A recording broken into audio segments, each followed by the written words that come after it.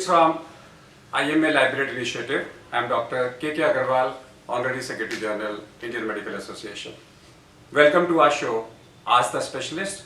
In this show, we interview and interact with one specialist on a regular basis.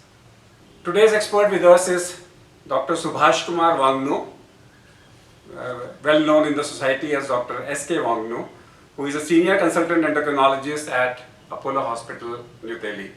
And of course, the subject is diabetes, because this year, diabetes is a theme for not only WHO Day, but also the World Heart Day. And we will also have a World Diabetic Day, which is falling on 14th of November. So throughout the year, people will be talking about diabetes. Welcome to our show, Dr. Wangnu. We say that India is the diabetic capital of the world. What are the numbers? See, the current number as per the ICMR recent survey, the figures show that more than 67 million patients are suffering from diabetes, and is next to China. Initially, India was thought of the diabetes capital of the world, but China has surpassed India, where the numbers are far more than the Indian populations. And now India comes ranked second as the number of diabetics are concerned in the world. So please go ahead. Not only the numbers are going up, the numbers who remain undiagnosed. You can imagine 50% of the patients remain undiagnosed in our country because the lack of facilities for the screening among the masses. So when I was checking, we did announce that you will be answering your queries, and we went to the Laborate platform, and 50% of the questions have come as related to, they really want to know classification of diabetes. They are confused because there are so many terms. People talk about type 1, type 2, then people talk about, and initially they used to call insulin dependent, they used to call NIDDM, and some people are asking what are different other types of gestational diabetes and other diabetes. For the public, I must tell you that there are three major classes of diabetes. Number one, the diabetes which occur at a very young age. It's called type 1 diabetes, where the cause is basically autoimmunity, autoimmune destruction of the pancreatic cells, which causes absolute insulin deficiency, so that the patient has to remain on insulin lifelong for the survival.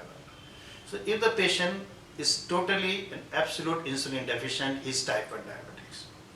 On the contrary, the type 2 diabetes, which can occur as young as 16 to 18 years, which we had not seen earlier, where the body is able to produce insulin, but that insulin is not sufficient to control the blood sugar, and also that insulin which is being produced is not able to act properly. So there are two major defects.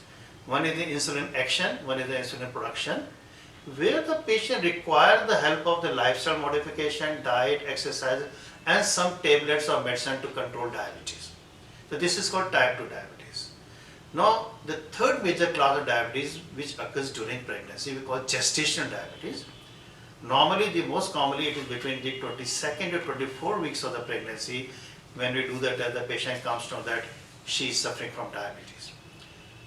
Lately, we have added one more classification. Normally, we don't tell to the common public, which is called which is neither type 1, neither type 2, which comes in between.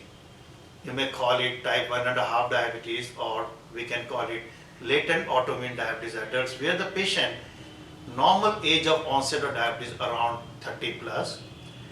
Patient responds to the lifestyle modification drugs for 4 to 5 years, but suddenly the patient's pancreas gets exhausted and the patient requires insulin for the diabetes control. So this is a different class of diabetes, what we call the latent autoimmune diabetes of adults. In short form, you can say it LADA, LADA.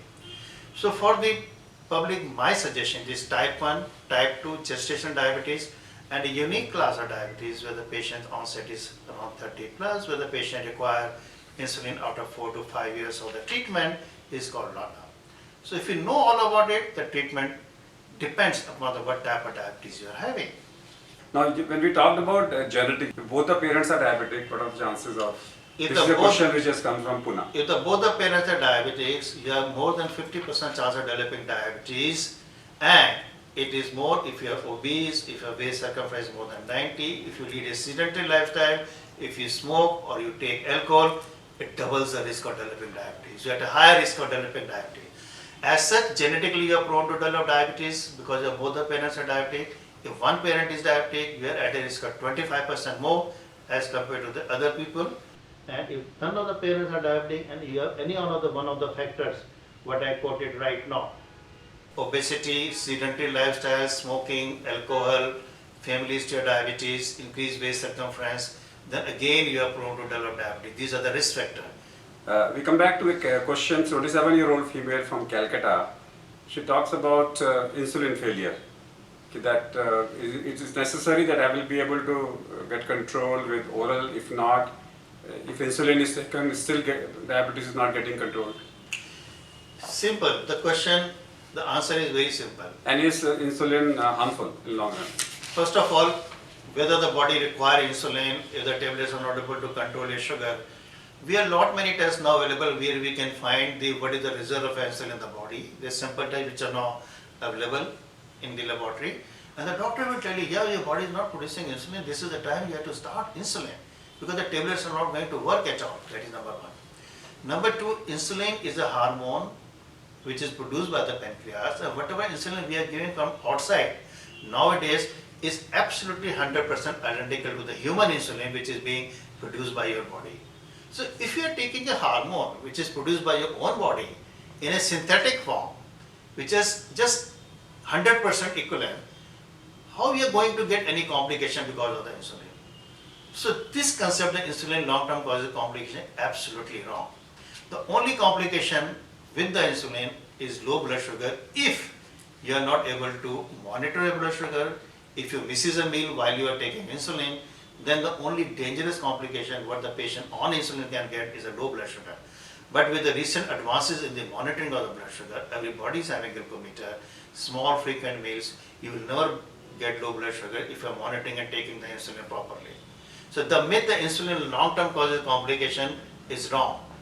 It is a natural sort of a treatment what your body is not able to produce, you are taking from outside. So there's another question which has come from Mysore, and she says she has two cousins. One of them is type 1 and one of them is type 2 diabetic, and both of them recently got married. She wants to know the status of the pregnancy. When should they plan? Any diabetic, there is no danger of getting conceived or becoming pregnant. The only thing you must keep in your mind before you plan a pregnancy that your HbA1c, which is average of 3 months sugar, should be less than 6.1 ideally.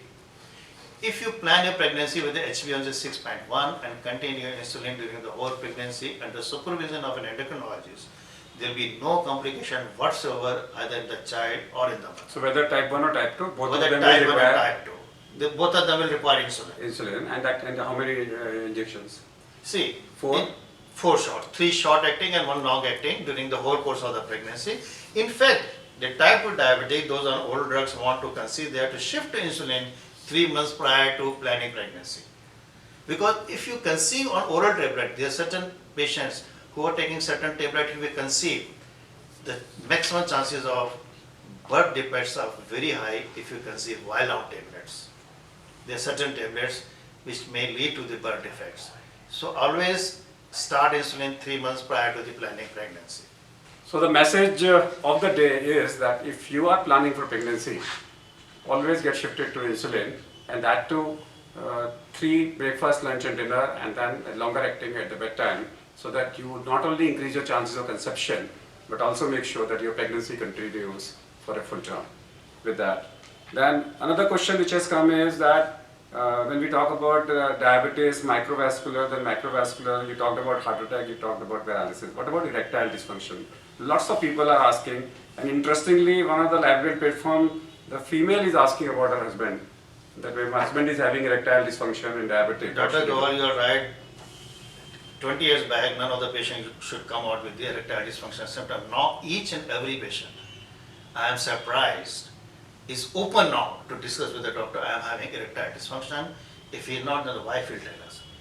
Erectile dysfunction is an independent risk factor for the heart disease also. This is truly well studied. And the commonest cause of erectile dysfunction in diabetes is not the hormonal problem. It is uncontrolled diabetes, which basically affects your autonomic nervous system. We have done a lot of research, we have a lot of publication on erectile dysfunction in diabetes from our hospital, and we have found 60% of the patients, more than 10 years of diabetes are having erectile dysfunction. And this figure goes to around 80 to 90% if the diabetic duration exceeds more than 15 years. If you see the enormous figures with the patient is not able to come out because of this problem, we tell them to have a very good control of diabetes, and we have now methodology, the medicines to treat the erectile dysfunction in patients. All the patient who visits the diabetes clinic given a questionnaire if he is not able to come out. And the questionnaire will tell us about his sexual dysfunction. Every patient, while he is waiting for the doctor, he will fill up the questionnaire, and this we have made it mandatory in my clinic to all the patients, because this has become such an important issue of erectile dysfunction, particularly in a society like Delhi where both husband and wife are working, they come late, they are tired, and above all the husband is a diabetic, so it becomes a very problematic situation. So each and every patient needs counseling, a good help, a good advice to control diabetes, and to take the help of the medicine to improve their sexual life. I'll ask Dr. Wangnu to give 2 messages for the public. The message is that, dear all the patients who are suffering from diabetes, remember the rule of 6. 6 means 6 risk factor if you avoid smoking, alcohol, sedentary lifestyle, go for a walking every day 60 minutes, keep your tummy flat, and if you are having family history of diabetes, be careful. The rule of 6, that is number 1. Number 2, another rule of 6 is that when you are around 60s, again the 6, when you are around 60s, avoid sugar, avoid little bit of salt, go for regular walking so that you can avoid the late age-related complications because of diabetes. And third, the 6 is A, B, C, D, E, F. F I have forgotten earlier. Keep your A1C, because 6 parameters, A1C less than 7, blood pressure less than 140/90, bad cholesterol LDL less than 90, D is a disciplined diet, E is the exercise, F is to check your foot every day, because the foot complication is important, and check your retina fundus once in a year. So this is the last F. This is the message I want to give you. If you are just fitting in all these categories and keeping what I have told you, believe me, you will lead a normal, healthy life like any other non-diabetic patients. Thank you very much. So keep your blood sugar less than 90, and if you are diabetic, don't forget to consult your doctor. Go for an eye checkup once in a year, go for microalbumin in the urine once in a year. Regularly check your foot and make sure that you are checked for the heart, and live a normal marital life. Therefore, don't ignore diabetes. That's the message for today. Let's thank Dr. Wangnu to be here with us in this show. We'll come back with one more show next time. Till that, goodbye. Thank you. And again, let me also thank my library viewers, because they are the one for whom this program has been made. And if you have any other question which you would like either me or Dr. Wangnu to answer, you can log on to www.library.com and post your question just now. Thank you.